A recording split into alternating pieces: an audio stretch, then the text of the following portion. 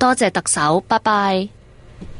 係咁，喺頭先呢，特首喺節目啦同聽眾拜年裏面呢，當中提到嘅，譬如話佢講到民生工作方面呢，係要切實解決居民喺生活中面對嘅社保啦、醫療、養老、交通等嘅問題，同埋呢講到會完善社會保障等嘅福利制度。咁似乎同呢係頭先上一節兩位聽眾講嘅一啲願望呢，都係比較係吻合嘅，係相似嘅。咁可能大家呢都係有個期待呢，睇下新一份嘅施政報告呢，喺呢方面有啲咩嘅着墨噶。咁另外呢，而家係有行政法務司司長張永春同大家拜年。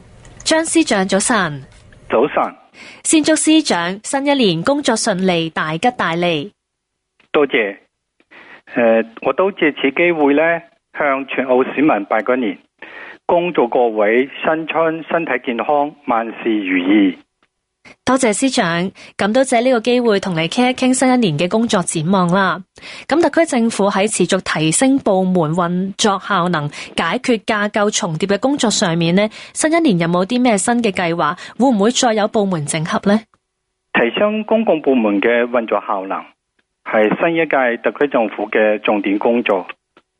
我哋將透過檢討公共部門嘅職能同架構，優化職能、精簡架構，解決部門職能不清、架構重疊啲問題，而推動跨部門嘅合作，提升行政效率。必要時呢，可以對個別嘅部門呢進行整合。係咁，另外呢，立法會呢都正係討論緊領導及主管人員通則的基本規定法案啊。咁政府係希望點樣體現獎懲分明，進一步調動公務人員嘅積極性呢？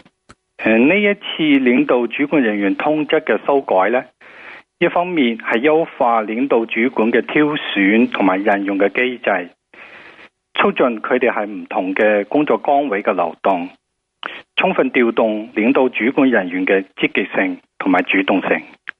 而另一方面呢，係完善領導主管人員嘅管理同埋問責機制，建立有責任、有擔當嘅官場文化。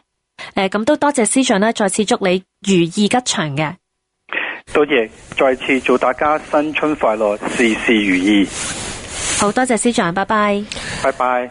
係啊，咁頭